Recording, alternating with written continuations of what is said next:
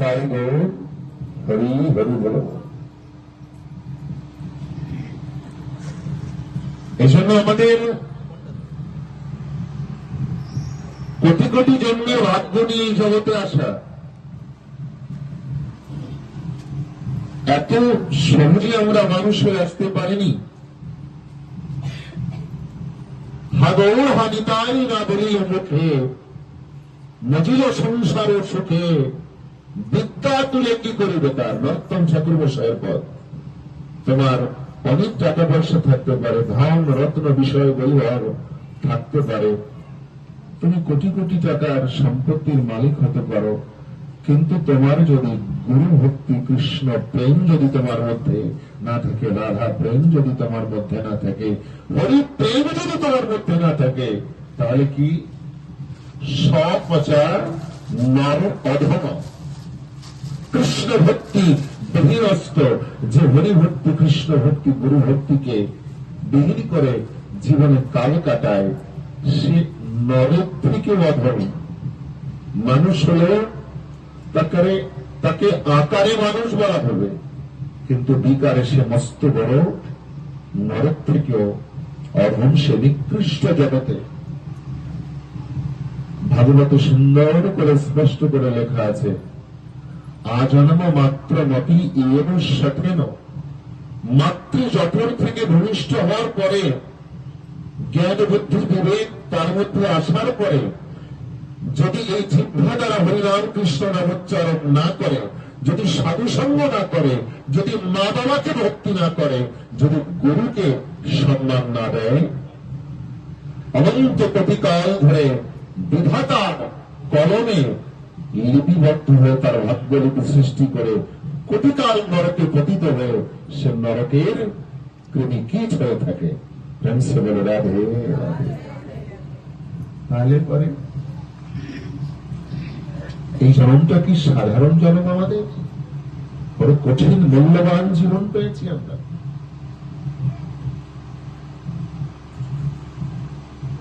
गजेंद्र हजार छूने द्वार, इंद्र से कछु घटी नहीं है।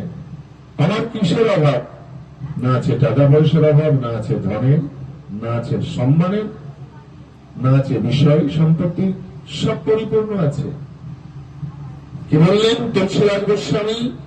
গজেন্দ্র হাজার ছুনে দ্বার, অনেক অনেক হাজার হাজার হস্তি তোমার মুখ্য দ্বারে বাধা আছে। ইন্দ্র সে কछु ঘটি নেই হ্যাঁ, তুমি স্বর্গের ইন্দ্রের মতো ঐশ্বর্যকে উপভোগ করছ।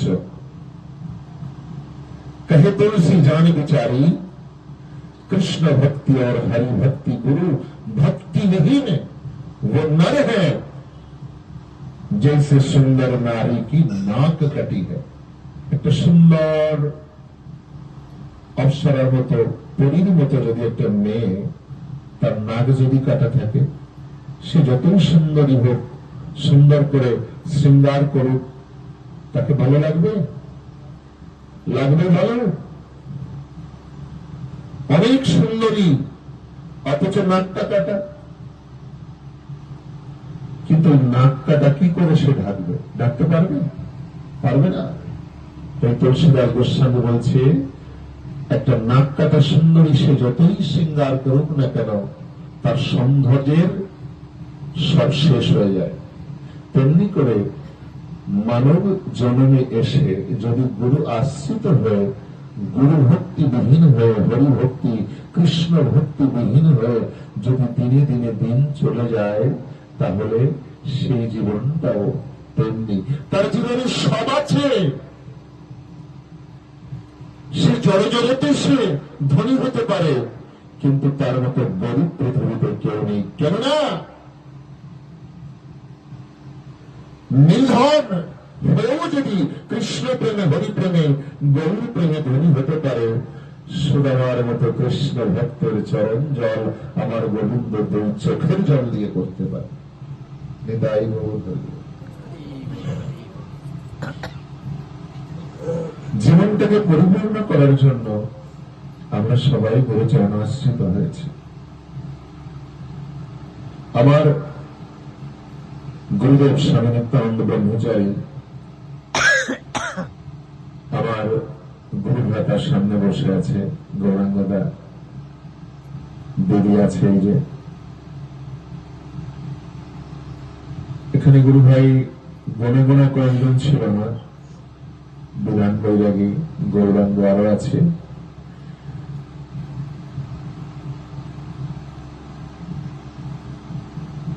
তিনি স্পষ্ট করে বলেছিল যে জীবনে যদি বাবা একজনের ভালোবাসা পাওয়া যায়, হাজার হাজার মানুষের ভালোবাসা পাওয়ার কোন প্রয়োজন হয় না। দেখ না আমাকে, কোথায় ছিলাম, কোন আস্থা করে, কোথায় কোন নর্দমার পাকে পড়েছিলাম, যদি প্রেমময় প্রভু সুন্দর ঠাকুর শ্রীকান্ত আমাকে কৃপা করে তার চরণে আশ্রয় না দিত, এই নিত্যানন্দ স্বামী নিত্যানন্দ হতে পারত না। এ কথাটা নীলকান্ত গোস্বামী বলেছেন।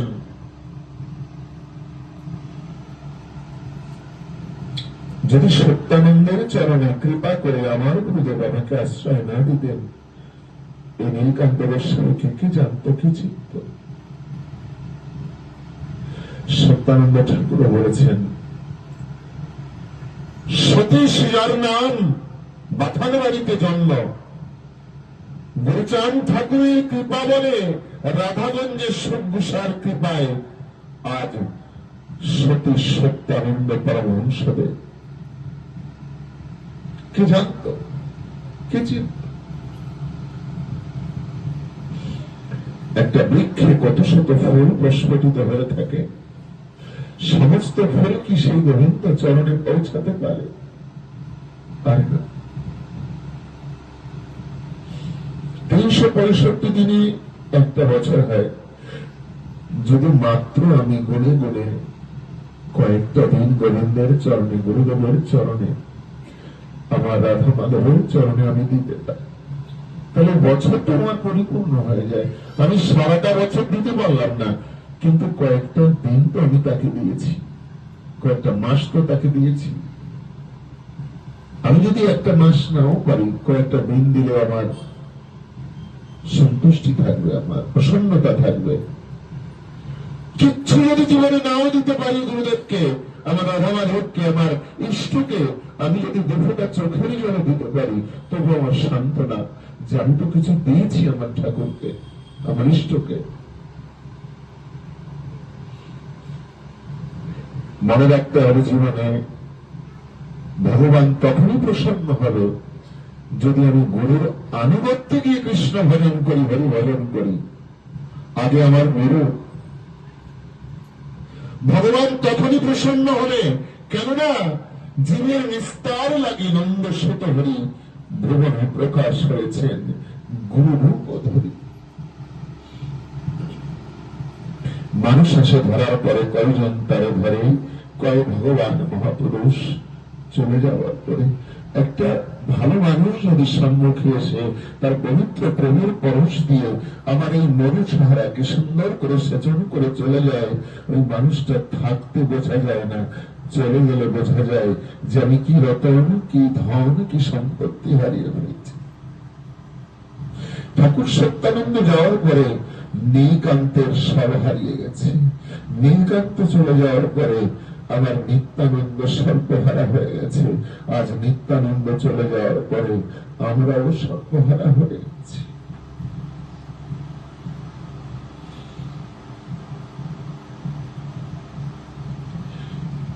গুরু কৃষ্ণের স্বরূপ শাস্ত্রের প্রমাণে গুরুরূপে কৃষ্ণ কৃপা করে ভক্ত। আমার গুরুদেব তিনি বলে গেছেন বাস্তব সত্য কথা, যেগুলো যে আমি যখন থাকবো না,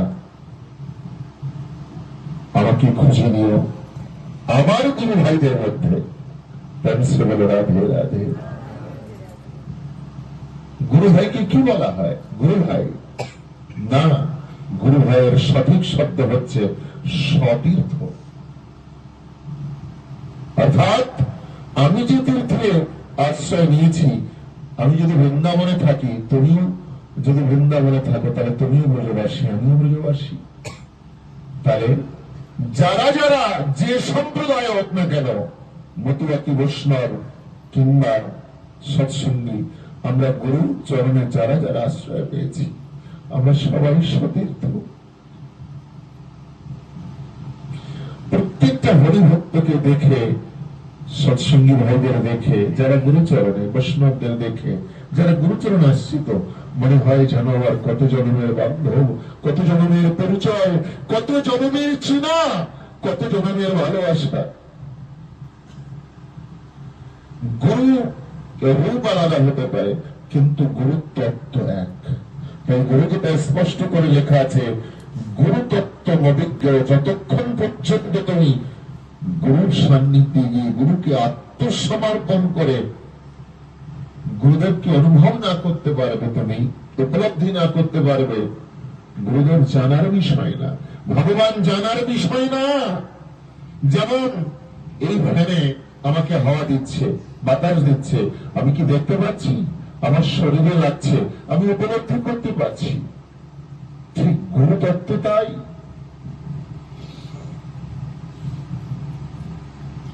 প্রত্যেকটা মানুষের মধ্যে ভগবান তিন ভাবে কাজ করছে। ভাগবতেও তোমরা সুন্দর করে দেখবে, লাদিনী, সন্দিত, আর লাদিনী, সন্দিনী আর সম্বিত।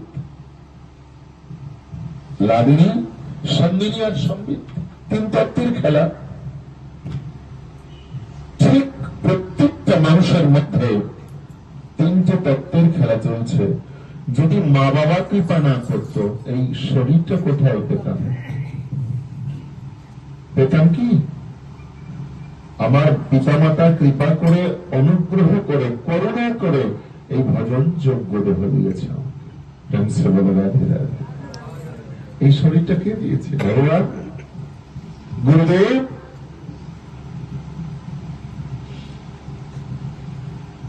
আমার মা বাবা দিয়েছে। যেমন সবাই পায়, কিন্তু ভালো মা বাবা, আদর্শবান মা বাবা সবার ভাগ্যে জোটে না। প্রত্যেকটা মা বাবা আমরা ধন সম্পত্তি দিয়ে প্রত্যেকটা ছেলেকে আমরা শিক্ষিত করে তুলতে পারি, কিন্তু সংস্কার সেই মা বাবা দিতে পারে যে মা বাবা কৃষ্ণ ভক্তি পরায়ণ হয়, হরিভক্তি পরায়ণ হয়। যদি সমস্ত মা বাবা সংস্কার দিতে পারত, তাহলে বিবেকানন্দ, রামকৃষ্ণ ঠাকুর, নীলকান্ত, গুরুচাঁদ ঠাকুর সবার ঘরে ঘরে আসত। কোথায়?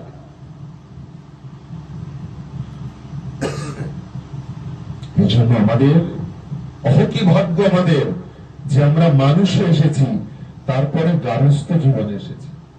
পৃথিবীতে চারটি আশ্রম, গার্হস্থ, বানপ্রস্থ, ব্রহ্মচর্য আর সন্ন্যাস। সব থেকে উন্নত আশ্রম হল গার্হস্থ আশ্রম, সব থেকে উন্নত। কেন? গোস্বামীগণ বলেছেন, সংসারে থাকিয়া যার হয় কৃষ্ণ প্রেম ভক্তির উদয়, সেই সে পরম বৈষ্ণব ভক্ত জানিবে। কত সুযোগ করে দিয়েছে আমাদের ভজন করার জন্য। এই মনকে কোন দিনও আমরা শান্ত করতে পারবো না, চঞ্চল থাকবেই থাকবে। যদি বলো বাবা কি করে, কেন পারবো না?